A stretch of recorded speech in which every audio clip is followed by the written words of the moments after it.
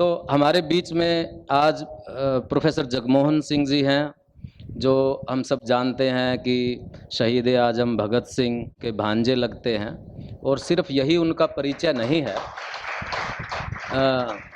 ये तो एक बहुत बड़ा परिचय है। उस परिवार, जितने भी शहीद परिवार हैं, वो सब हमारे लिए, उनके परिवार से कोई भी हो, बहुत आदरणीय है।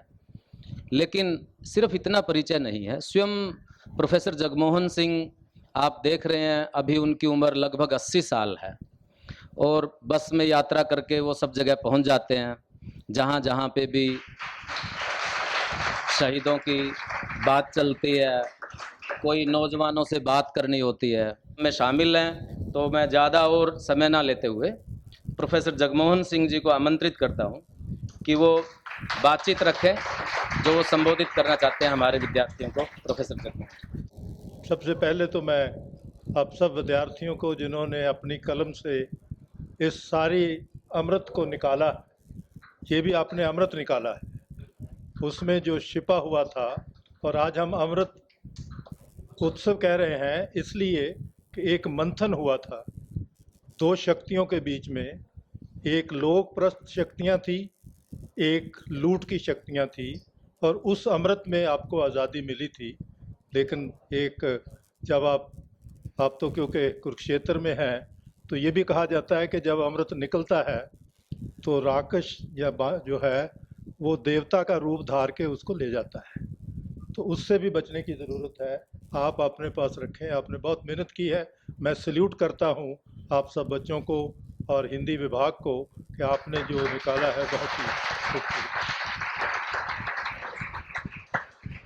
मतलब मैं वैसे टेक्निकल साइड पे हूँ, लेकिन एक जो दायित्व मुझे दिया मेरे मदर ने, और उससे एक प्रश्न जो उन्होंने मेरे मन में पैदा किया, वो जब भी आते कहीं उनको कोई भगत सिंह की किताब, उनके साथियों की किताब मिलती तो मुझे देते, और साथ ही कहते कि लोग मुझे पूछते हैं कि घर में भगत सिंह को जानने वाला कोई है।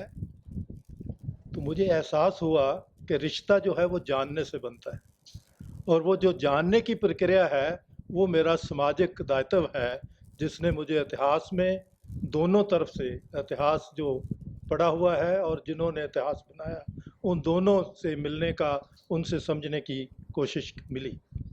जैसे उसमें पहला प्रश्न जो मेरे मन में था वो ये था कि भगत सिंह कहीं वो मेरा मामा है, तो इसलिए तो बड़ा नहीं लगता मुझे, क्योंकि ये जो है कि वो बड़ा क्यों है। और वो मुझे एक मौका मिला कि नलिनी किशोर गुहा, ये अरबिंदु के साथी थे जिन्होंने अनुशीलन समिति बनाई थी।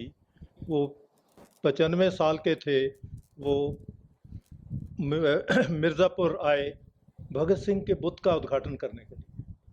तो मुझे लगा कि इससे बढ़िया मेरे जो प्रश्न है उसका उत्तर नहीं मिल सकता। मैंने उनसे पूछा, मैंने कहा दादा, अगर कुर्बानी की वजह से हम भगत सिंह को बड़ा मानते हैं तो मैं एक लिस्ट गिना देता हूँ। बंगाल में बहुत बड़े लोगों ने कुर्बानियाँ की हैं, जैतन बागा से लेकर सूर्या सेन, प्रीतिलता वाडेकर, तो वो बराबर है अपने साथियों के साथ।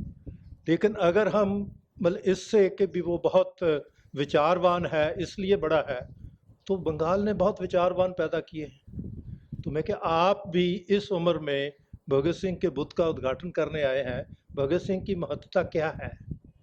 तो उन्होंने जो जवाब दिया वो मेरे लिए उनको दोबारा और उन सभी इतिहास को दोबारा देखने का था। वो कहते कि उस सदी के, क्योंकि हम अगली सदी में हैं, 21वीं सदी में, 20वीं सदी के शुरू में, वो कहते हमें बड़ी फ्रस्ट्रेशन थी। मतलब ये हमें पता चल गया था कि जब तक अपना राज नहीं आता, स्वराज नहीं आता, तब तक लोगों की गरीबी दूर नहीं हो सकती। क्योंकि ये मतलब बहुत बड़े थीसिस पे मतलब दादा भाई नारोजी ने 20 साल हाउस ऑफ कॉमन में बैठ के इस चीज़ को निकाला। और उनके आप देखेंगे डॉक्यूमेंट्स हैं, un British like rule and making of poverty, कि ये जो गरीबी है ये कहाँ से आई है।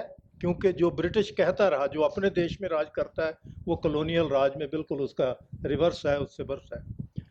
फिर आर.सी. दत्त, रमेश चंद्र दत्त, जो पहले IAS officer, Indian IAS officer थे, आईसीएस ऑफिसर थे, लेकिन 10 साल के बाद वो छोड़ गए, क्योंकि वो ने किसानों का हाल देखा कितना माड़ा हाल है। तो वो मतलब कैम्ब्रिज यूनिवर्सिटी में प्रोफेसर बन गए इकोनॉमिक्स के। तो उन्होंने इकोनॉमिक हिस्ट्री ऑफ इंडिया लिखी और उनका कंक्लूजन ये था कि इतना मेहनती किसान, इतनी अच्छी ज़मीन, इतनी अच्छी मतलब सूरज का प्रकाश और इतना अच्छा पानी, उसके बाद भी किसान जो है वो मंदभागी है उसकी। तो उन्होंने कहा कि ये मंदभागी तब ख़त्म होगी अगर हम स्वदेशी करेंगे, उसको और काम चाहिए, वो अपनी खेती पे ज़िंदा नहीं रह सकता। वो जो और गांधी जी ने भी कहा कि 3 महीने वो बगैर काम के होता है खेती में। तो कहते जब वो काम नहीं करता तो दिमाग मस्तक कैसे बनेगा उसका। तो इसलिए वो एडिशनल काम क्या देना चाहिए, जिससे ये जो खद्दर का था कि हम पहनते हैं तो कम से कम अपनी ज़रूरतें जो हैं वो खुद पैदा करें और वो उसमें हिस्सेदार हो। तो वो कहते ये तो हो गया। उसके बाद मतलब बंगाल बांट हुई। आपको पता है बंगाल बांट क्यों हुई? क्योंकि हमारे हिस्ट्री के प्रोफेसर हैं, मतलब एक G.W. फॉरेस्टर है, उसने 1904 में रिविज़िट किया 1857 की क्रांति को। हिस्ट्री ऑफ इंडियन म्यूटनी उसने लिखा दोबारा, पर उसमें एक बहुत ही तथ्य की बात उसने कही कि जब हम सारे इतिहास को देखते हैं, क्योंकि उसके पास ओरिजिनल डॉक्यूमेंट थे, इलाहाबाद केंद्र था जहाँ पर वो डॉक्यूमेंट थे, तो उसने कहा कि हम एक नतीजे पे पहुँचे, सभी हिस्टोरियन और सभी एडमिनिस्ट्रेटर, कि भारत में अगर जातों से ऊपर एकता हो जाए और धर्मों से ऊपर एकता हो जाए तो ब्रिटिश राज जो है वो एक दिन नहीं बच सकता। ये उन्होंने कंक्लूजन निकाला और वो कंक्लूजन का इमीडिएट इम्प्लीमेंट करजन ने किया कि बंगाल को बांट दीजिए, मुस्लिम और हिंदू बंगाल में, जिसको लोगों ने लड़ाई लड़ी और उसको रिवर्स किया। 1911 में रिवर्स हुआ, वो एक और कहानी है। लेकिन 1857 की, क्योंकि आज का दिन 10 मई ना तो कभी अंग्रेज भूले हैं ना हमारे भारतीय भूले हैं। गदर ऐसा है कि जिसका आप गदर पार्टी ने अपना नाम ही गदर रख लिया, क्योंकि उन्होंने ये लॉजिक लिया कि अंग्रेज कहता है कि गदर करना आप गुनाह कर रहे हैं, अपने हालात को बदलने के लिए आप लड़ रहे हैं, ये गदर जो है ये गुनाह है। वो कहते हैं ये तो हमारा जन्मसिद्ध अधिकार है, हम गदर करेंगे। और गदर पार्टी बनी जिसने 19 साल का सबसे यंगेस्ट रेवोल्यूशनरी करतार सिंह सराभा पैदा किया। तो अब वो 1857, और आपको पता है कि जब अजीत सिंह जी, भगत सिंह के चाचा जी ने सूफी अम्बा प्रसाद के साथ, लाला लाजपत राय के साथ पगड़ी संभाल जट्टा मूवमेंट चली, तो कागज़ों में लिखा हुआ है कि 10 मई से पहले पकड़ लो, पता नहीं 10 मई को क्या हो जाएगा। मतलब ये उनको हांट करता था, ये फिर दोबारा हांट करता है 1919 जलियांवाले में। और क्योंकि उसकी भी बात कि आप एक प्रश्न अपने मन में रखिए कि दोनों माइकल एडवायर और डायर बड़े एफिशिएंट एडमिनिस्ट्रेटर हैं, लेकिन वो पागल क्यों हुए? आपने कभी ये नोट किया? हम धिकारते हैं कि जी ये हो गया, मतलब वो बुचर है, लेकिन वो पागल क्यों हुए? ये उक्ति जो है ये समझने वाली है। क्योंकि जब गांधी जी ने रॉलेट एक्ट के खिलाफ, रॉलेट एक्ट था कि आप बगैर कारण बताए पकड़ के किसी को भी कहीं बाहर फेंक दीजिए, जेलों में फेंक दीजिए, कोई पूछने वाला नहीं होगा, क्योंकि इतना बड़ा लोगों में इनकलाबी रुझान था। वो रॉलेट रिपोर्ट जो है वो सभी इनकलाबियों के लिए सबसे बड़ा डॉक्यूमेंट हो गया, और ख़ुद गवर्नमेंट को अपनी रिपोर्ट बैन करनी पड़ी कि ये नहीं पढ़ने देना, क्योंकि उसमें ज़्यादा सच्चाई आ गई थी। तो जब गांधी जी ने कहा कि भी हड़ताल करें क्योंकि हम इसको अपोज करेंगे, तो जो हमारे लोकल लीडर थे, लाहौर और अमृतसर बड़े शहर थे, वो कहते जी लोगों के पास तो रोटी खाने के लिए नहीं है, क्योंकि फर्स्ट वर्ल्ड वार ने बहुत बड़ा इकोनॉमिक क्राइसिस क्रिएट किया था। तो कहते रोटी खाने के लिए नहीं है, तो इनको हड़ताल के लिए कैसे कहें? तो देखिए समस्या का समाधान क्या हुआ। मतलब कुछ लोग कहते हैं चलो जी डीसी के पास चलते हैं, उसके पास स्पेशल पावर्स हैं, वो सस्ती दुकानें खुला दे। दूसरे कहते कि अगर उसी से हमने अपनी प्रॉब्लम हल करानी है तो फिर हम किस लिए हैं? तो आपको पता है कि लंगर लगने शुरू हुए। लाहौर में और अमृतसर में हर मोहल्ले में 2 वक्त का खाना लंगर से मिलता था। और लंगर का प्रभाव क्या हुआ, ये जानिए कि जात पात खत्म हो गई और धर्म खत्म हो गए। 9 अप्रैल 1919 रामनवमी थी। वो रामनवमी जो है वो एक के तौर पे मनाई गई।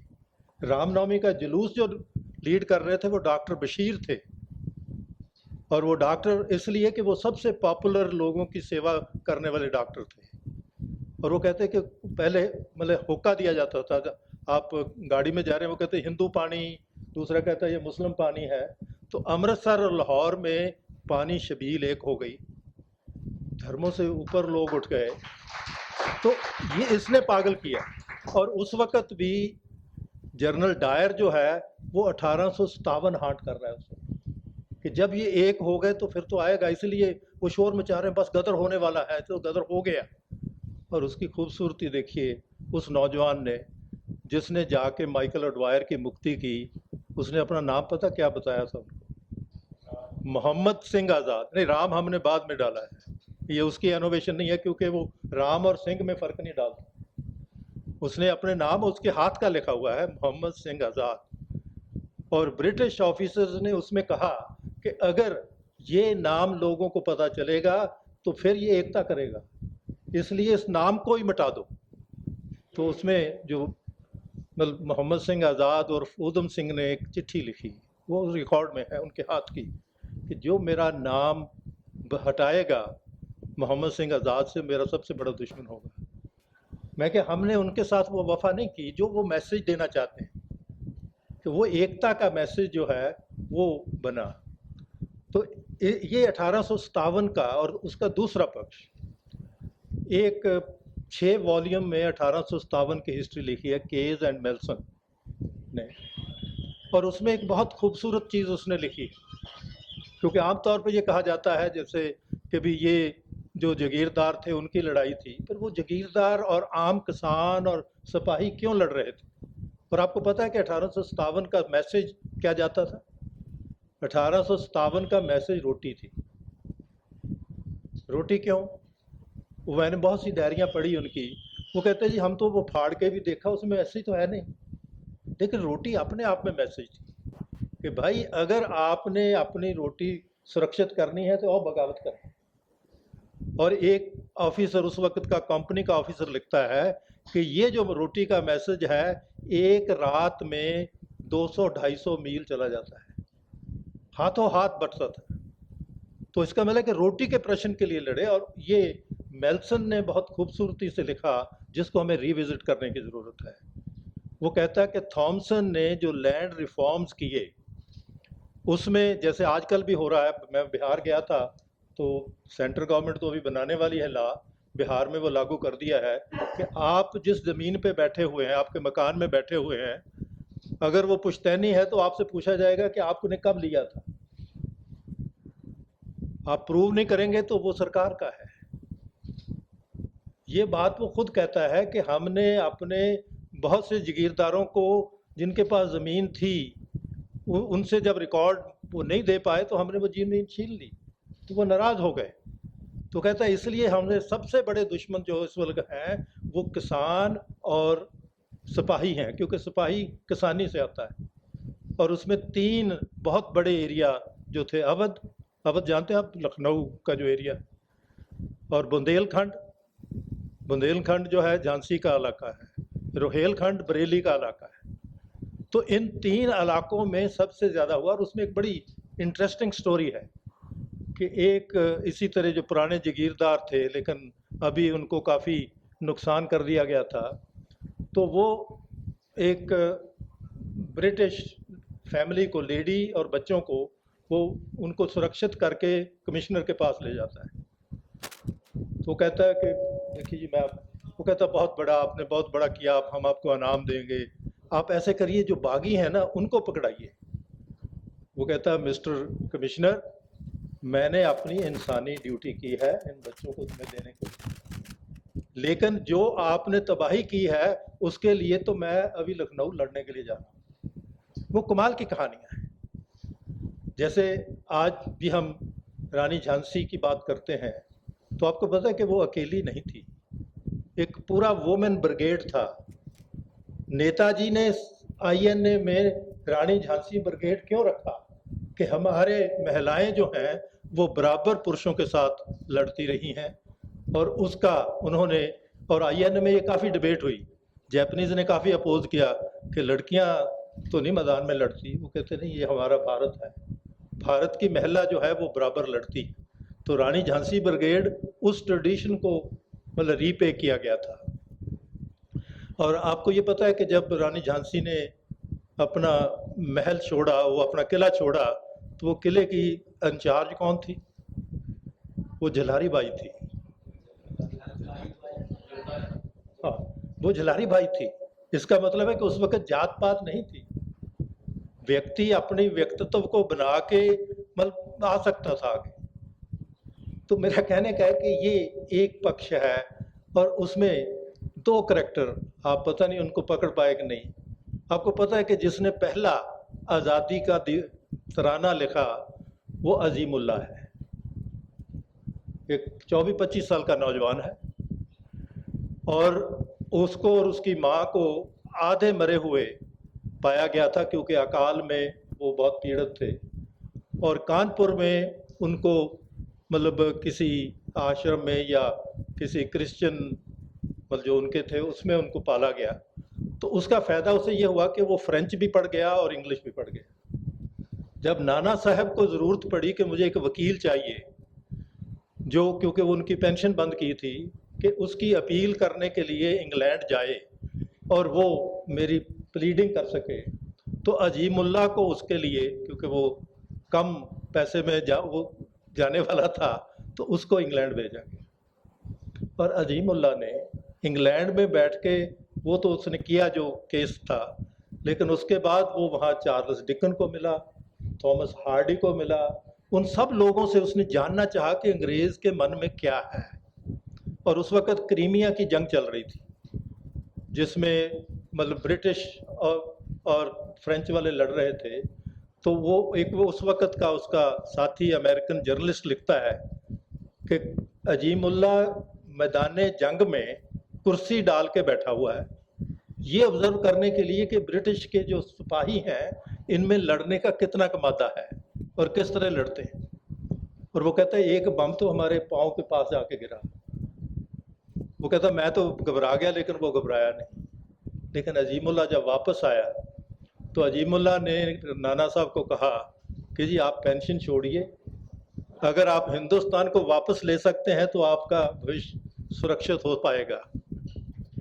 तो इसलिए, और अजीमुल्लाह ने, और आप अगर उस वक़्त का लिटरेचर पढ़े तो सबसे ज़्यादा गुस्सा उनको अजीमुल्लाह पे है। उनके लिए सबसे ज़्यादा खतरनाक वो नौजवान है, और अजीमुल्लाह ने मतलब पहला आज़ादी का तराना लिखा। मतलब ये कविता, जैसे आप कहते हैं ना, साहित्य पैदा भी होता है, मूवमेंट भी साहित्य पैदा करती है, और मूवमेंटें और साहित्य भी पैदा करती हैं, उनका अपना भी साहित्य के साथ चलता है। और उसके साथ एक दूसरा करैक्टर मतलब अजीजन है। अजीजन कहते हैं कि वो सिंगिंग गर्ल थी, गाना बजाना आता है, उसने बहुत सी गज़लें बनाई, वो गज़लें अभी रिप्रोड्यूस भी की गई। और जो अजीजन है वो घोड़े पे चलती है, तलवार पहन के चलती है, और हर जागीरदार के घर तक पहुंच जाती, क्योंकि वो गाने वाली है। लेकिन वो मैसेज क्या ले जाती है कि अगर आपने कीचड़ से निकलना है तो बाहर आइए, मतलब फिर आप हमारे साथ हैं, और अगर नहीं निकलना तो आप बैठे रहिए। लेकिन वो वहाँ तक जाती है, और अजीजन दूसरी वो लड़की है। इसी तरह मतलब बहुत करैक्टर्स हैं उसमें। कभी उसमें भी मतलब जैसे उदय देवी है, मतलब लखनऊ रेजिडेंसी में मतलब एक पानी पीने की जगह है, वहाँ जो भी ब्रिटिश ऑफिसर जाता है वो मर जाता है, तो उनको पता नहीं चलता कि कहाँ से गोली आ रही है। तो वो उदय देवी जो है वो एक दरख्त पे बैठी हुई है, मतलब उसने आदमियों जैसी पैर नहीं है, लेकिन वहाँ से गोली चला रही। तो उनको लगा 20 लोग मर चुके हैं, तो फिर उनका जो कमांडर था उसको लगा कि ये गोली कहाँ से आ रही है, फिर उसने अंदाज़ा लगाया और उसने वो देखा और उसको वहाँ गोली मारी। तो मतलब ये इस तरह की जो भावनाएं हैं, ये अपनी रोटी को बचाने के लिए मतलब हुआ, और उसने बहुत साहित्य पैदा किया। और उसी में मतलब ये अगला पार्ट जो है, जैसे जो पगड़ी संभाल जटा मूवमेंट है, वो भी 1857 का 50 साला मनाने की बात थी। और उसमें भी देखिए कमाल ये है कि साजीद सिंह लॉ पढ़ने के लिए बरेली आए, क्योंकि उस वक्त एक ही लॉ स्कूल था बरेली में। तो बरेली से अपने बड़े भाई को लिखते हैं, क्योंकि वहाँ बरेली में मैं भी जब गया तो वहाँ पर 1857 की जीत की कहानियाँ हैं। वो अपने बड़े भाई को लिखते हैं, तो भगत सिंह के पिताजी को, किशन सिंह को, कि क्यों ना हम एक फार्म लें नेपाल के बॉर्डर पे, और वहाँ जो आने वाले मतलब हमारे कार्यकर्ता हैं उनको तैयार करने का काम करें, क्योंकि मतलब 1857 के बाद यही हुआ था। और वो वापस आए तो 1907 भी 1857 की 50 साल थी। उसमें फौजों में भी मतलब काम हुआ। और उस वक़्त का जो कमांडर इन चीफ है वो लिखता है वायसराय को कि मैंने अपने निजी तौर पर ये तफ्तीश की है, ये जानकारी प्राप्त की है कि अगर मतलब हमारे खिलाफ बहुत सा सिपाहियों में विद्रोह है, अगर ये हाथ से निकल गए तो 1857 में तो शायद बच गए थे, 1907 में नहीं बच सकते। तो इसीलिए हुक्म हुआ कि 10 मई से पहले पहले मतलब साजीद सिंह और लाला लाजपत राय को पकड़ा जाए, ताकि 10 मई दोबारा ना आ जाए। उसमें भी एक साहित्य पैदा हुआ। पगड़ी संभाल जट्टा जो नाम है वो एक कविता से आया, पगड़ी संभाल जट्टा। और मैं जब देख रहा था कि अब 19 साल का करतार सिंह सराभा पंजाब में है, उस वक्त उसकी 10-11 साल की उम्र है, तो मैंने कहा कि उस पर क्या प्रभाव हुआ, उस गीत का प्रभाव उस पर क्या हुआ। तो जब पता चला कि जब उन्होंने अमेरिका में गदर पार्टी बनाई और पहला गदर अखबार निकाला लाला लाजपत राय और लाला हरदयाल जी के साथ, तो जो पहला पंजाबी का, अब देखिए लाला हरदयाल उर्दू में लिखते हैं, वो नौजवान उसको पंजाबी में ट्रांसलेट करता है, और साथ ही वो अपने याददाश्त से पगड़ी संभाल जट्टा गीत जो है वो पूरा लिख के उसमें छापता है। तो इसका मतलब है कि जो मूवमेंट का प्रभाव है वो आप में लिटरेरी कैपेबिलिटी देता है। और क्योंकि करतार सिंह सराभा की बात चली है, जो मुझे सबसे ज़्यादा मार्मिक लगा कि उनकी माता की डेथ हो गई, तो वो पंजाब छोड़ के अपने चाचा के पास उड़ीसा चले गए, वो उड़ीसा पढ़े हैं। और ये देखिए क्या कमाल है कि जिस स्कूल में वो पढ़े, नेताजी सुभाष उनके क्लास फेलो हैं। 1912 में करतार सिंह सराभा 10वीं पास करते हैं, 1913 में सुभाष 10वीं पैदा करते हैं। और वहीं से वो एरिया जो है वो जैतन बाघा का एरिया है। उनको मतलब युगांतर, क्योंकि 2 ग्रुप हो गए थे, ये युगांतर ग्रुप था, एक अनुशीलन ग्रुप था। तो ये युगांतर ग्रुप का जो सबसे बड़ा हीरो है वो जैतन बाघा है। अभी उनके ग्रैंडसन ने उनकी उनकी बायोग्राफी लिखी, तो हम और ज़्यादा गहराई से जान सके। और वो सारा इलाका कटक का जो है वो उनका एरिया ऑफ ऑपरेशन है। और उस वक्त एक टीचर का जिक्र करते हैं नेताजी सुभाष के, एक बैनी माधव दास हमारे हेडमास्टर थे। वो कहते मैं तो बचपन में, क्योंकि हमारी एक संस्था रहती है कि हम स्पिरिचुअलिज्म की तरफ भागें, और वो कहते मैं तो घर से भागकर हिमालय में गुरु ढूंढने गया था, लेकिन मिला नहीं, कोई वापस आ गए। लेकिन उस बैनी माधव दास ने मुझे लोक प्रस्ती जो है उसका सबक सिखाया। और बैनी माधव दास वो व्यक्ति हैं जिनकी दोनों बेटियां बीना दास और कल्पना दास इनकलाबी हुई।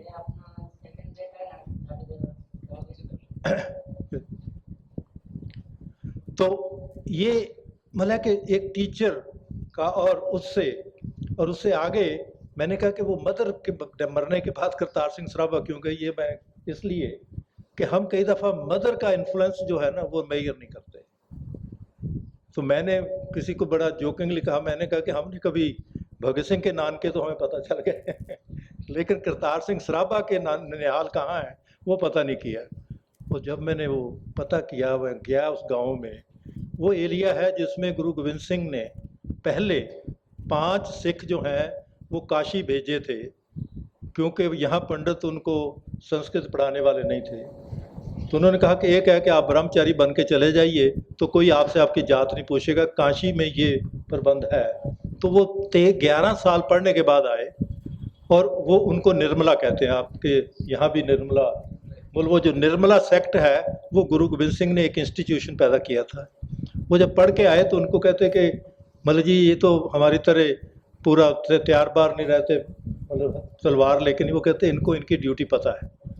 तो वो निर्मला जो लोग थे वो अपना डेरा बनाते थे, और उसमें 2 शर्तें, एक मुझे ये बाद में, कि पहली गल है कि जो भी हमसे कोई पाठ सुनना चाहता है वो हमारी 2 शर्तें पूरी करे। पहली ये है कि लड़कियों को हमने फ्री पढ़ाना है, तो उसका खर्चा जो है गांव देगा, और दूसरा जो है कि हमने लोगों की सेहत के लिए जड़ी बूटी का भी इंतज़ाम करना है, तो वो भी देगा। तो मतलब कि ये गांव-गांव में, तो मैंने कहा कि उनकी मदर को वहाँ से पहला सबक मिला, और उसके बाद वही नामधारी मूवमेंट हुई। अब नामधारी मूवमेंट की भी, मतलब आप जानते हैं नामधारी मूवमेंट को? बाबा राम सिंह कूका मूवमेंट करके जाने जाते हैं, जानते बच्चे कि नहीं? नहीं। बाबा राम सिंह जो है वो भी, और ये बड़ा इंटरेस्टिंग स्टोरी है कि वो उनके बारे में ये कहानी है कि जब वो पैदा हुए तो वो जेर गिरी, तो बाद में पता चला कि उसमें बच्चा भी है। तो जैसे हम जानते हैं कि वो 7 माह पैदा हुए, मतलब फुल मैच्योर पैदा नहीं हुए थे। वो नॉन एग्रीकल्चरिस्ट थे, लेकिन अपनी मेहनत से वो महाराजा रंजीत सिंह के चोजन सिपाही बने। तो ये कहानी जो है इसको ज़रूर हमें पढ़ना चाहिए कि अगर मौका मिलता है तो आप कुछ भी बन सकते हैं। मतलब आपकी सारी जो कुदरत ने अगर आपको पूरा नहीं भी दिया तो आप पूरा कर सकते हैं। और 1857 में ही उन्होंने फिर कहा कि जो गुरु गोविंद सिंह ने सिख बनाने की प्रक्रिया शुरू की थी वो तो अब हो नहीं रही, और अगर वो सिख जो अपनी लड़ाई खुद लड़ सके, जो अपने आप में बलवान बने, वो अगर नहीं होगा तो अंग्रेज़ की तो तूती बोलेगी। तो उन्होंने 1857 में दोबारा सफ़ेद झंडा और माला से ये कूका मूवमेंट शुरू की। उसका दूसरा पार्ट जो है कि वो पहली दफ़ा उन्होंने अनाउंस किया कि कोई लड़की जो है उसको मारेगा नहीं, लड़की को पढ़ाएगा और बराबरता देगा। और उन्होंने अपने 22 जो उनके, क्योंकि उस वक़्त 22 सूबे कहते थे, आप भी वो सूबा कहते हैं, दिल्ली की जो सूबा थी वो महला थी, तो मतलब ऑर्गेनाइजेशन में उन्होंने बराबरता दी। और उन्होंने ये अपने सिखों को ये कहा कि ना ब्याज लोगे ना ब्याज दो, कि सबसे बड़ा जो ब्रिटिश का लूट तंत्र है वो ये ब्याज पद्धति है, अगर आप इससे मुक्त रहेंगे। उन्होंने ये कहा कि जो बाज़ार है ये आपको मतलब अपने झांसे में फंसा लेता है, अगर बाज़ार को आप मुक्त होंगे तब मतलब बड़ा छोटी छोटी चीज़ें, यहाँ तक कि आप जंगल पानी जाएं तो खुरपा हाथ में लेके जाएं, मतलब इन्वायरमेंटलिस्ट, कि आप उस पर मिट्टी में दबा के आएंगे उसको। तो मतलब ये मतलब कहानी है जिसको भगत सिंह को बहुत प्रेरित किया। भगत सिंह ने 2 दफ़ा उन पर आर्टिकल लिखा, क्योंकि हमारे पड़नाना जी जो थे वो भी किसी वक्त नामधारी थे। तो मतलब प्रभाव किस तरह होते हैं। और उसमें मुझे एक और बहुत इंटरेस्टिंग लगा, जब साहित्य की बात करते हैं तो साजीद सिंह अपनी ऑटोबायोग्राफी में लिखते हैं कि मेरे पिता ने शेख साइदी की 2 किताबें हैं जो उस वक़्त बहुत पॉपुलर थी, वो पर्शियन में है, मतलब गुलस्तां और बोस्तां। वो एक जो है वो पोइट्री की है, एक शॉर्ट स्टोरीज़ की है। वे कहते हैं मैं जब 8वीं में था तो मेरे पिता ने ये दोनों किताबें मुझे पढ़ा दी।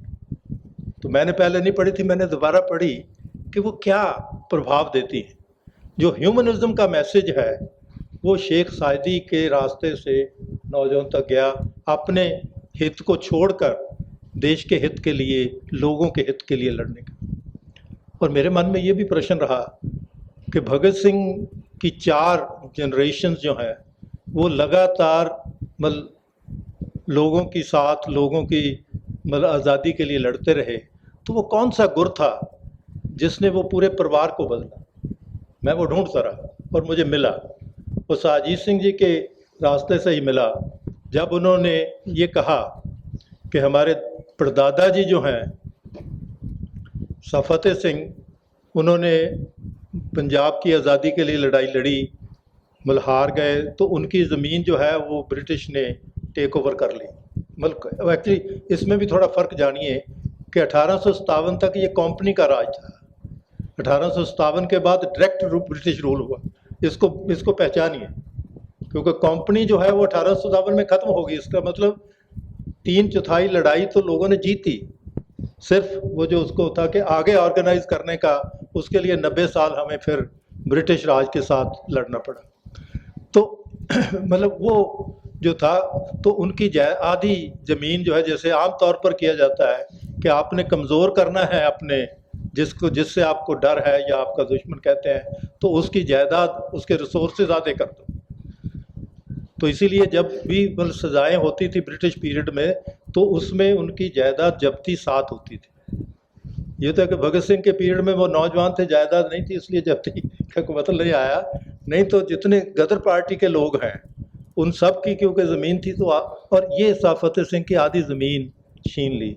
तो उन्होंने कहा कि भी चलो, ये अगर मेरे हल के नीचे नहीं है तो कम से कम ये मतलब जो कंपनी ऑफिसर है वो ये फैसला नहीं करेगा कि इस पर कोई जागीरदार बैठा दें, तो ये मैं फैसला कर सकता हूँ। तो उन्होंने बहुत मेहनती राई, हमारे एक समुदाय है जो एक्चुअली दरिया की ज़मीन पे खेती करता है, क्योंकि दरिया की ज़मीन दरिया की होती है, जब पानी कम हो जाता है तो लोग उस पर खेती कर लेते हैं, जब पानी आ जाता है तो दरिया वापस ले लेता है। तो उन्होंने उनको बुला के गांव में बिठा दिया कि तुम इस ज़मीन पे खेती करो, मेरे बच्चों को तुम्हारे साथ कोई समस्या नहीं होगी। अगर किसी जागीरदार को बिठा दिया तो वो फजूल में लड़ के ही अपनी मतलब जो है ख़त्म कर देंगे। तो उसके बाद 1857 आ गया, तो फिर मतलब वो जो जागीरदार हैं उन्होंने ब्रिटिश के साथ समझौता कर लिया, और वो समझौते का जो मैसेज है वो फतेह सिंह जी के पास ही भेजा। तो उन्होंने कहा कि ये मेरा इम्तिहान है कि आज मुझे जायदाद और असूल में चुनना पड़ रहा है, क्या मैं जायदाद चुनता हूँ या असूल चुनता हूँ। तो उन्होंने कहा कि मैं अपने बच्चों को भी बता जाऊँगा कि जब ऐसी आपकी परीक्षा आए तो जायदाद नहीं चुनना, असूल चुनना है। और ये बात अजीत सिंह जी ने अपनी ऑटोबायोग्राफी में लिखी, तब पता चला। और इसका जो कमाल है, क्योंकि शॉर्ट भगत सिंह की अपने पिताजी के साथ एक डिबेट है, क्योंकि वो टेक्निकल क्वेश्चन था। उनके पिताजी को किसी ने कहा कि ये जो ट्रिब्यूनल चल रही है, इसको मतलब इसका लाइफ पूरी होने वाली 6 महीने की, अगर इसको लमका दिया जाए केस को तो वो ख़त्म हो जाएगा, फिर नए से चुनेगा। तो उन्होंने कहा कि एक दरख्वास्त दे दी कि भी भगत सिंह अपनी सफाई देना चाहता है। तो भगत सिंह का पहला एतराज़ ये था कि आपने मेरे पूछे बगैर ये क्यों किया, क्योंकि मेरे साथी क्या समझेंगे कि भगत सिंह अपने बारे में हो गया, जिनको मैं लेके साथ चल रहा हूँ, मतलब वो आपने किया। इसलिए आप एक पिता के मोह में कमज़ोरी आपने दिखाई है। लेकिन अगला जो प्रश्न था कि जब मुझे ज़िंदगी और असूल में चुनना पड़ेगा तो मैं असूल चुनूँगा, ज़िंदगी नहीं चुनूँगा। तो मैंने कहा ये 4 जनरेशन का सफ़र है, जायदाद और असूल से लेके ज़िंदगी और असूल तक का। तो मतलब कि कुछ चीज़ें मतलब होती हैं जो आपको आगे प्रेरणा देती हैं। और उसी के साथ जो साहित्य है, जैसे अगर हम इसका प्रभाव देखें तो अजीत सिंह में वो लाया था, आपको मैं दे जाऊंगा, वो पंजाबी में, हमने उर्दू में, उन्होंने जब भारत हिंदी में भी आ चुकी है। कौन? देश प्रेम नहीं, देश प्रेम में। अच्छा, आप उनकी ऑटोबायोग्राफी में, लेकिन उनकी एक जो आखिरी किताब सूफी अम्बा प्रसाद जी के साथ उन्होंने भारत छोड़ने के पहले लिखी, वो थी देश प्रेमी मुहिबान वतन। और उसमें मतलब 70 कहानियाँ हैं और एक पैराग्राफ की भी कहानी, और वो ओरिजिनल कैरेक्टर्स हैं दुनिया भर से, कि अगर एक भी व्यक्ति असूल पे खड़ा हो जाए तो वो चीज़ों को बदल सकता है। उसका प्रभाव ये है कि आप ज़रूरी नहीं कि आप सब वो जब जहाँ आप अगर खड़े हो जाए एक लोगों का कोई मसला लेके आप डट जाएं तो वो आप बदल सकते हैं। वो देश प्रेमी है। और उसके मतलब लास्ट जो उन्होंने एक लेक्चर दिया था वो बहुत इंटरेस्टिंग है कि कौमें कैसे ऊंची उठती हैं और कैसे गिरती हैं। ये बहुत ज़रूरी है। उन्होंने दुनिया भर के इतिहास में बताया कि जब देश में एक दूसरे से नफरत पैदा की जाएगी तो वो देश कामयाब नहीं होगा, वो गिरेगा। और उन्होंने पता नहीं कहाँ का मतलब, अब हमने कहा भगत सिंह को तो पढ़ते हैं, हमने सुना, लेकिन अब अजीत सिंह जी को ढूंढ रहे हैं कि उन्होंने क्या क्या पढ़ा होगा। सूफी अम्बा प्रसाद जिनका एक ही हाथ था, अभी कल हमारे सुधीर विद्यार्थी जी ने उनके बारे में अमर उजाला में लिखा, तो वो एक हाथ था उनका। और वो कहा करते थे कि क्योंकि मैं 1858 में पैदा हुआ था, 1857 में मैं लड़ रहा था तो मेरा हाथ कट गया। तो कहते जी मतलब मैं जल्दी में था कि जब फिर लड़ाई लड़ें तो हाथ लेने का मुझे मौका ही नहीं मिला। लेकिन वो अकेले तौर पे गदर पार्टी के साथ उन्होंने बलूचिस्तान के रास्ते से भारत में आने की ईरान से कोशिश की, उसमें पकड़े गए और वो फिर उन्होंने अपनी साधना से अपने आप को मतलब मुक्त किया। और ये शिराज में, देखिए हम उनको याद नहीं करते, लेकिन शिराज वहाँ शेख साइदी का जहाँ मज़ार है उसके पास उनकी यादगार है। मतलब वो उसे पीरे बेगुरी करके जानते हैं, हम नहीं जानते। एनीवे वो मतलब इतिहास का एक पक्ष है। और अगर ऐसा मैं थोड़ा, अब जो आपका विषय है उस पर जो मैंने देखा कि इतिहास कैसे काम करता है, अभी आपके यहाँ एक किताब का जिक्र है, सोज़े वतन। ये मुंशी प्रेमचंद जी की पहली किताब थी, 5 कहानियाँ हैं उसमें, और वो बैन हुई थी। और उसमें एक कहानी को भगत सिंह अपनी डिबेट में यूज़ करते हैं, तो इसका मतलब कि वो पढ़ी गई, भगत सिंह ने पढ़ी। वो मैजनी की कहानी है। मैजनी एक इटली के मतलब लिबरेटर है, उनकी कहानी है। तो वो अपने बात को बताने के लिए कि क्या ज़िंदगी में प्यार किसी के काम आता है, क्योंकि हम प्यार को कमज़ोरी समझते हैं, तो भगत सिंह कहते हैं नहीं, प्यार जो है वो इंसानी फितरत का बहुत ही बहुमूल्य चीज़ है। और उसने मैजनी को मतलब एक दोबारा मतलब मौका दिया, उसने फिर आके इटली को आज़ाद किया। और मतलब वो जो लड़की, उसको वो एक पत्र भेजती है और उसमें वो 10 पाउंड भेजती है और अपने बालों का गुच्छा भेजती है। तो मतलब कि ये जो चीज़ें हैं कि आप जो इतिहास का एक पक्ष तो है मतलब कहानियाँ, लेकिन दूसरी तरफ है कि साहित्य भी मिलाता है। और मुंशी प्रेमचंद जी के तो बहुत से उनका मतलब उस वक़्त के पूरा, और या मतलब रविंद्रनाथ टैगोर जी का 4 अध्याय है जिसमें उन्होंने उस वक़्त रेवोल्यूशनरीज के बारे में मतलब कुछ चीज़ें मतलब लिखी। दोनों तरह के क्रिटिकल असेसमेंट भी है, लेकिन साहित्य जो है वो आगे चलता है।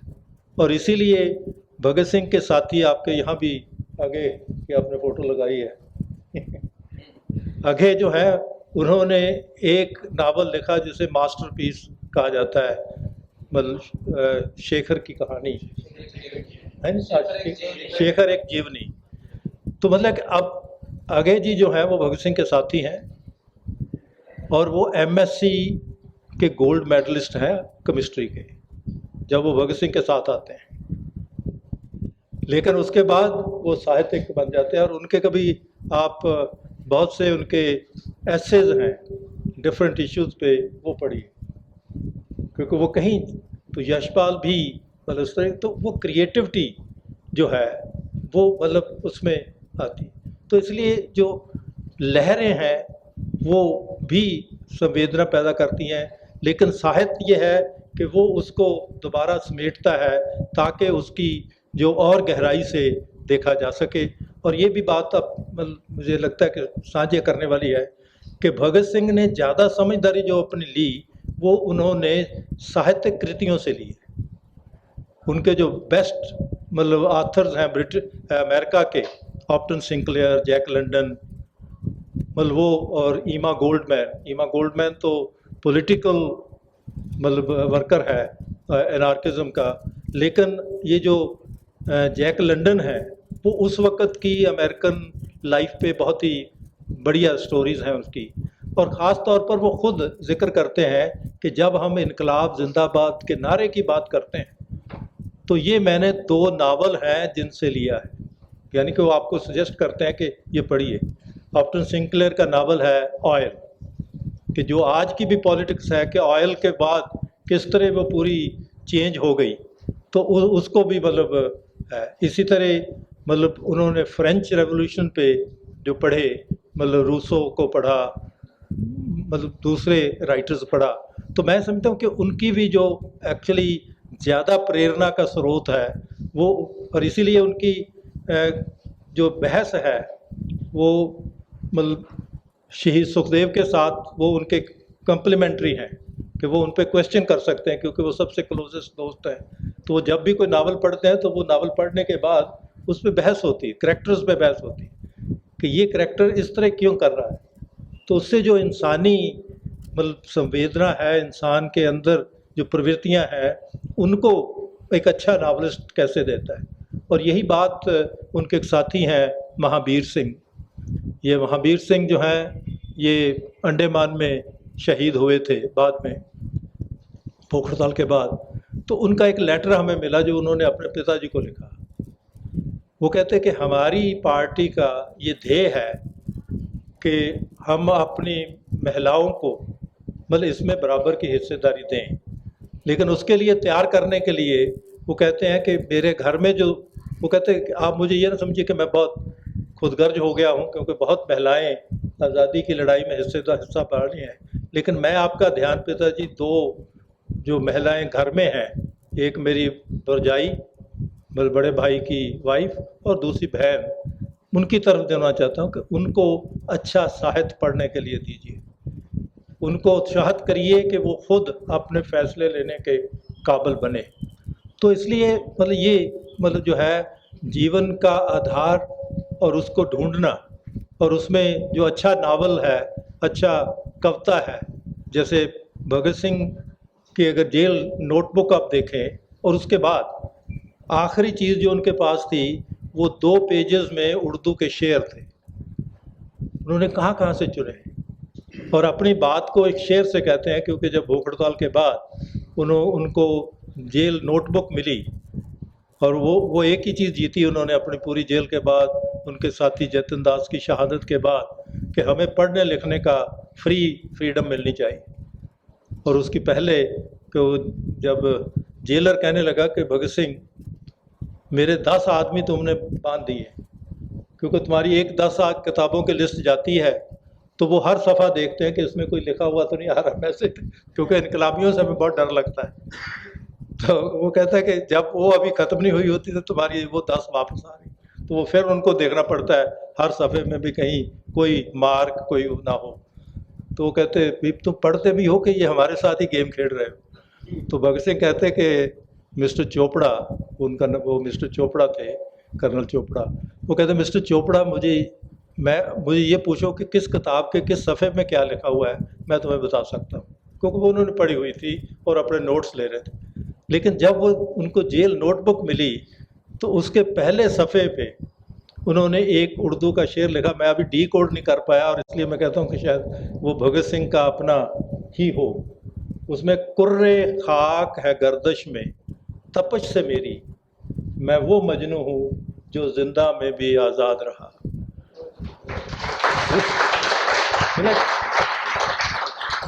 क्या भाव है कि जो नासाजगार हालात हैं उनको साजगार करना, इसे वो इनकलाबी जज्बा कहते हैं, पैशन कहते हैं। और इसमें बड़ी एक इंटरेस्टिंग डिबेट हुई अभी फ्रांस में कि उन्होंने कहा कि फ्रेंच रेवोल्यूशन ने एक इनकलाबी जज्बा पैदा किया था। इनकलाबी जज्बे का है कि आप लगातार हालात को साजगार करते हैं, कुछ करते हैं, तो वो कहते हैं कि वो उसके बाद दुनिया में इनकलाबी जज्बा किस तरह चला। तो उन्होंने टेस्ट केस लिए, लैटिन अमेरिका से फिडल कैस्ट्रो ची गुवेरा को लिया, मिडल ईस्ट से ईरान के एक रेवोल्यूशन उनको लिया, और साउथ एशिया से भगत सिंह को लिया। और उन्होंने ये निरीक्षण निकाला कि भगत सिंह और उनके साथी जो हैं वो इनकलाबी जज्बे का सबसे बढ़िया मतलब है कि आप लगातार, और यही मैंने देखा गदर पार्टी वालों में भी, आप लगातार अपने काम के लिए चलते हैं। और दूसरा जो उन्होंने इंग्लिश की एक कोटेशन लिखी, my strength is the strength of the oppressed, my courage is the courage of desperation. कि जो आदमी दबाया जाता है, जो उसकी स्ट्रेंथ होती है, जैसे हम कहते हैं ना कि जब आप दबाएंगे तो फिर वो ज़्यादा उभर के आएगा। और my courage is the courage of desperation, जब आप ना उम्मीद हो जाते हैं फिर आप कहते हैं लगा दो जो दाव पे लगाना है, क्योंकि मल गया भी तो क्या जाएगा। तो और दो मैं एक इंटरेस्टिंग चीज़ें, क्योंकि आप कि दो डेफिनेशंस लिखी उन्होंने। अगर इमीडिएटली भगत सिंह के मन में क्या था कि अगर हम लॉजिकल ट्रुथ ऐसा बता सकते हैं कि लॉजिकल ट्रुथ को पहुंचना है तो उसका दो तरीका है, इंडक्टिव, डिडक्टिव। या तो आप इंड्यूस करते हैं कि ये मतलब है तो इसका मतलब ये निकलेगा, या आप डिड्यूस करते हैं कि अगर ये हो रहा है तो ये होगा। वो तो मतलब किसी भी चीज़ को परखने के ये दोनों तरीके हैं। लेकिन दो एक और चीज़ लिखी कि समाज में एक सेंट्रीपिटल फोर्स होती है, ये साइंस में भी है, एक सेंट्रीफ्यूगल होती है। सेंट्रीपिटल फोर्स क्या है? जो बांध के रखती है। हम कहते हैं ना ये क्रूरता है जो बांध के रखती, नहीं तो अब तक धरती बिखर गई होती है। लेकिन सेंट्रीफ्यूगल फोर्स जो है वो उसको बिखारती है। तो इसका मतलब समाज में भी ये दो ताकतें ही काम करती हैं। एक जो है समाज को एकता की तरफ बांधती हैं, और दूसरी जो है समाज को बखेरती हैं। और जो बांधती हैं वो ही आगे कामयाबी की तरफ जाती हैं।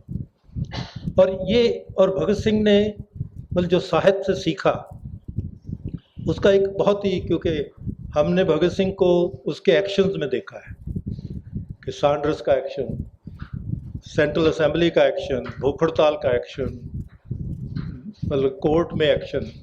लेकिन जिसके लिए उनको रिकग्नाइज किया नेताजी सुभाष ने कि भगत सिंह वो जिसने नौजवान लहर खड़ी की, तो मुझे लगा कि वो सबसे इम्पोर्टेंट उनका जो पहला एक्शन है। क्योंकि दूसरे तो क्योंकि आ गए तो आपने करना पड़ा, क्योंकि नहीं करते तो वो कहते कि इसके मतलब इंतज़ार नहीं करेंगे, इसको पोस्टपोन नहीं किया जा सकता। अगर मिसेस बसंती देवी ये कहती हैं कि लाला जी लाजपत राय की डेथ के बाद पंजाब के नौजवानों के चेहरों पे जो मैंने डर और सहम देखा है, ये मेरे लिए बहुत ख़तरनाक है। और बसंती देवी वो हैं जो मिसेस सी आर दास हैं, जिनको नेताजी मदर ऑफ रेवोल्यूशन कहते हैं। वो उनको वापस लाए कि आप हमें इनकरेज करेंगे। तो वो कहती कि अब कोई है जो इस डर को दूर कर सके। तो भगत सिंह ने कहा कि ये तो अब मतलब अभी हम इकट्ठे भी नहीं हुए थे, अभी बने भी नहीं थे, लेकिन ये प्रश्न का जवाब देने को हम टरका नहीं सकते, इसका भी जवाब देंगे। तो वो नौजवान भारत सभा जो है वो आज बहुत रेलेवेंस है, क्योंकि 1921 में 22 में नॉन कोऑपरेशन मूवमेंट चली, चौरा चौरी में विड्रा हो गई। भगत सिंह इमीडिएटली देखते हैं कि आयरलैंड में वो लोग 1922 में मतलब स्वरा अपना डोमिनियन स्टेटस ले लेते हैं, हम नहीं पहुंच पाए। तो वो उनको लगता है कि उनमें क्या तजर्बा है, तो जो सीखने का है। तो इमीडिएटली 17 साल की उम्र में पहली किताब जो ट्रांसलेट करते हैं वो माई फाइट फॉर आयरिश फ्रीडम है, डैन ब्रीन की। क्यों हिंदी में करते हैं? ताकि जितने बाकी साथी हैं वो अंग्रेज़ी मतलब नहीं उतना अच्छी तरह नहीं जानते, वो उसको कर सकते हैं तो ही कर जाते, और उसमें मतलब कुछ निकलते हैं। और फिर उन्होंने कहा क्योंकि जैसे ही गांधी जी को 1922 में पकड़ के जेल में दे दिया गया, तो सबसे बड़े दंगे जो हैं भारत में मतलब 1923-24 में हुए। और उस पर मोतीलाल नेहरू लिखते हैं कि ये कितनी हमारी बदकिस्मती है कि हम नेशनल मूवमेंट में जिस चीज़ के लिए चल रहे थे कि एकता बनेगी, जो जलियांवाला बाग में आई, लेकिन उसके बाद अब इतने दंगे हो रहे हैं। और वो कहते हैं कि ये इतनी बदकिस्मती है कि हमारे गांव में कभी दंगे नहीं हुए थे, अब गांव में भी दंगे हो रहे हैं। तो मतलब कि 1924 की कंडीशन जो है भगत सिंह के सामने वो है। फिर भगत सिंह कहते हैं कि मतलब उनके साथी कहते हैं कि जो रूस से हमने संदेशा लिया है कि अगर आप वर्कर्स को और किसानों को ऑर्गेनाइज कर लेंगे तो इनकलाब के लिए काम कर सकते हैं। तो भगत सिंह कहते नहीं, उसके पहले एक काम और करने वाला है, ये बाद में किया जाएगा। और वो काम है कि नौजवानों के दिमाग से धर्म का जो बंटवारा है वो ख़त्म होना चाहिए और जात का बंटवारा ख़त्म होना चाहिए। और तीसरी बात जो उन्होंने कही कि जो हम सीख रहे हैं इतिहास से कि हमें हर चीज़ का कारण जानने के काबिल होना चाहिए। विज्ञान, हम कहते हैं ना वैज्ञानिक बनो, क्योंकि आज जो आप काम कर रहे हैं ये आप अपनी फंडामेंटल ड्यूटीज़ भी कर रहे हैं। आपको पता है कि आपकी फंडामेंटल ड्यूटीज़ में पहली चीज़ ये है कि आप आज़ादी की उन कदरों कीमतों को अपनाएंगे और उनको आगे बढ़ाएंगे। ये आपकी पहली फंडामेंटल ड्यूटी है और हमें हमेशा कहा जाता है कि ड्यूटी करिए, आप ये ड्यूटी करते हैं। दूसरी ड्यूटी ये है कि हम वैज्ञानिक सोच के आधारी बनेंगे। मैंने कहा, भगत सिंह ने कहा कि विज्ञान सोच जो है वो फिजिक्स केमिस्ट्री पढ़ने से नहीं आती, वो इस क्वेश्चन से आती है कि जो भी हो रहा है इसके पीछे कारण क्या है। अगर आप कारण जान लेंगे तो उसका समाधान भी निकल आएगा। ये साइंस है। और ये भगत सिंह ने कहा कि हमारे सब नौजवान जो हैं वो वैज्ञानिक सोच। और चौथी जो डिमेंशन उन्होंने दी कि हम अंग्रेज़ को यहाँ से निकालना चाहते हैं, किस लिए? क्योंकि कोई राज करे, अगर लोगों की जीवन सुखी है तो उनको राज के साथ कोई प्रॉब्लम नहीं है।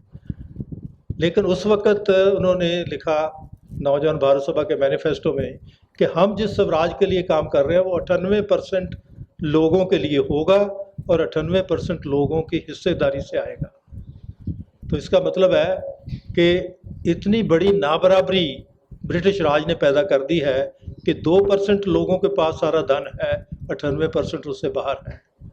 और मुझे ये बात उस वक़्त अखड़ी कि एक मिस्टर थॉमस पिक्टी हैं, ये फ्रेंच के सबसे बड़े अर्थविज्ञानी हैं, इकोनॉमिस्ट हैं, और उन्होंने एक काम किया है जिसे वो कहते हैं कि history of inequality, 200 years of history of inequality, उस पे काम किया।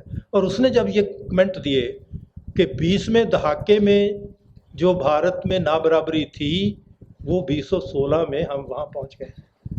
तो मुझे लगा कि भगत सिंह वो कहते हैं कि अगर नाबराबरी हटनी है तो नाबराबरी भाईचारा बनाने के बगैर नहीं होगी। जो पहली उनकी क्लासेस हैं वो भाईचारा बनाती हैं, और भाईचारा होगा तो बराबरी आएगी। और बराबरी का एक वैज्ञानिक उस वक़्त तक जो था ध्येय वो है कि वो समाजवाद है। तो इसलिए भगत सिंह ने उन 4 पैरामीटर्स पे नौजवान लहर खड़ी की। और आज भी हमारे सामने कुछ इस तरह की परिस्थितियां हैं कि हमें मतलब खुद सोचना और उन चीज़ों का कारण ढूंढना। और उसके लिए भगत सिंह ने जब 300 किताबें पढ़ी तो शायद वो ये प्रश्न ही ढूंढ रहा था कि कहाँ से क्या मिल जाए।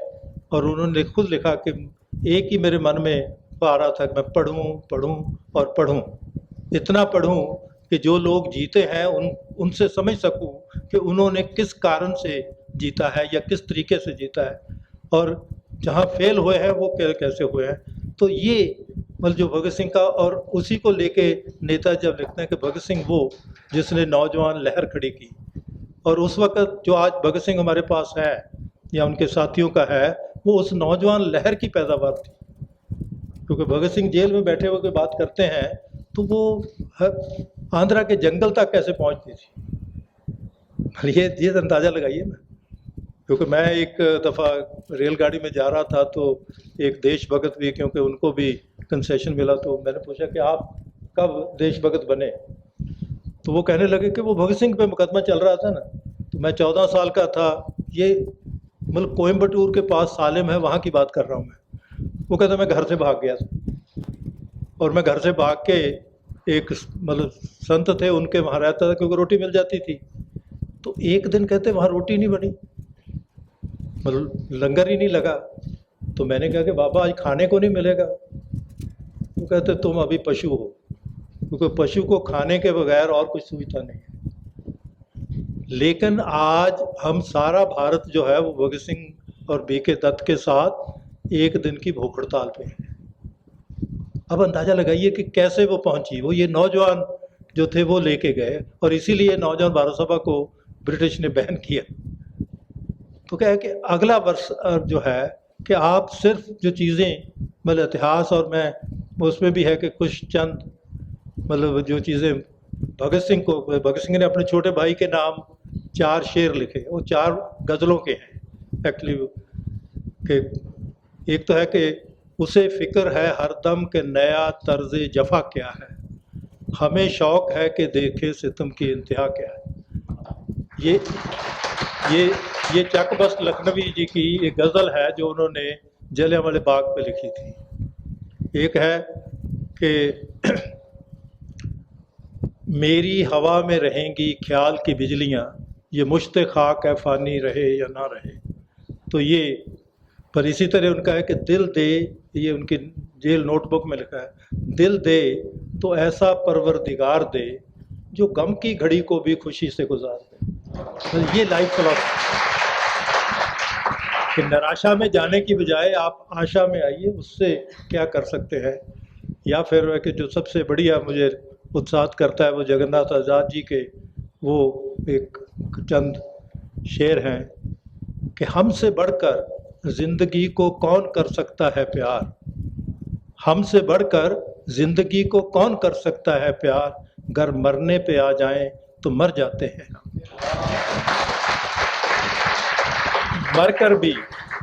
मरकर भी दफन रह सकते नहीं, लाल फूल बनके वीरानों पे छा जाते हैं हम।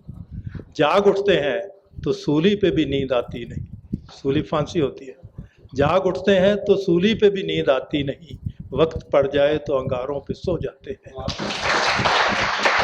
और आखिरी आपके लिए है, बच्चों के लिए है इसको, क्योंकि अब देखिए भगत सिंह कम्युनिकेटर के तौर पे अपने सभी साथियों का मन बनाया उन्होंने, और उसमें ये लगा उनको कि जो आने वाला है उसके लिए आप पहले तैयार हों। तो उन्होंने एक नावल मंगवाया जेल में, वो एंड्रियो एक रशियन रेवोल्यूशनरी है, उसका नावल है द 7 हू वर हैंग्ड, 7 जिनको फांसी हुई।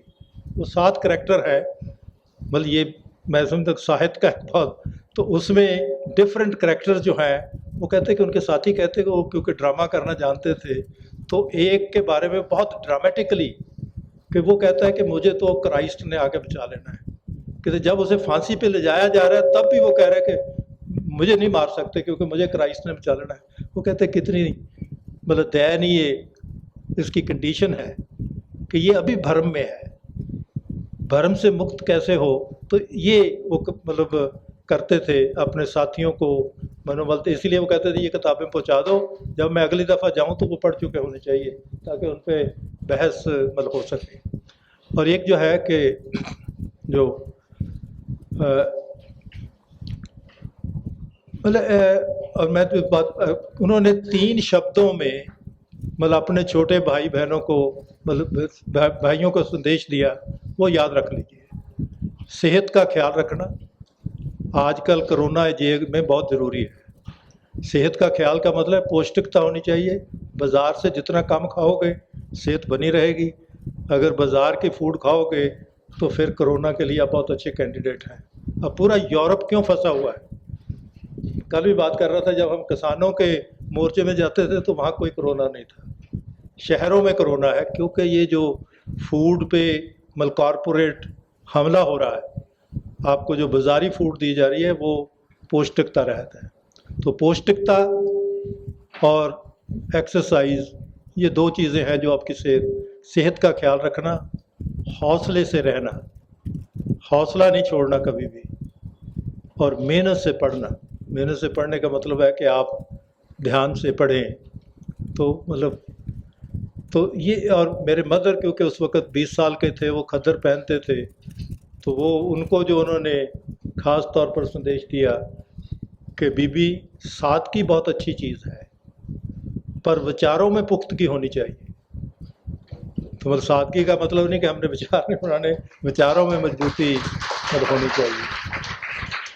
तो मैं समझता हूँ कि हालांकि ये साहित्य और लाइफ दोनों मिक्सअप है, लेकिन डेफिनेटली जो लहरों ने अपना साहित्य पैदा किया उसने लोगों को मजबूत किया। और बात तक जैसे कि कभी वारिस शाह लिखा गया था, लेकिन हमारे बहुत से गदरी बाबा जो हैं वो मुझ बनी याद था उनको, लेकिन उसमें सिर्फ वो स्टोरी में एक बहुत बड़े मॉरल्स हैं सूफीवाद के, मतलब वो चीज़ें हैं। तो इसलिए मैं आप सबको फिर बधाई और थैंक्स कि मुझे मौका मिला कि आपसे तो मैं समझता 1 घंटे में पूरा कर रहा। Thank you very much.